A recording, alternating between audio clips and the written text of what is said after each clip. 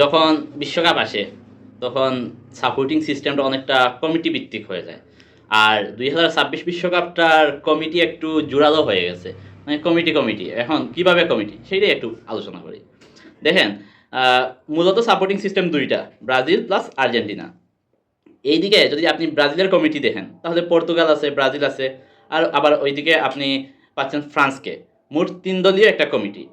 আর ওইদিকে যদি আপনি আর্জেন্টিনার ইয়েটা দেখেন, মোটামুটি এইবার ফুললি তাদের কমিটিতে জায়গা পাইছে স্পেন।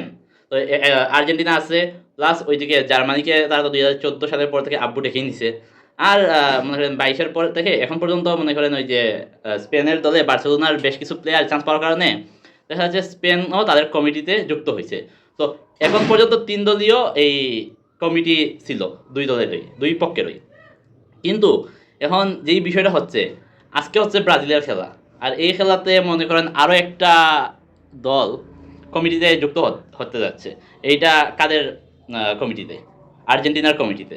আর্জেন্টিনার কমিটিতে এখন 4টা দলীয় ইয়ে হচ্ছে, কমিটি হচ্ছে। এখানে তাইলে থাকতেছে এখন মরক্কো, আর্জেন্টিনা, জার্মানি, প্লাস দেখা যাচ্ছে যে স্পেন, এই 4টা। আর ব্রাজিলের থাকতেছে 3 দলীয় কমিটি। এখন মেইন বিষয়টা হচ্ছে যে 2026 বিশ্বকাপ শেষ হতে হতে কোন কমিটি সবচেয়ে বড় হয় সেইটাই দেখার বিষয়।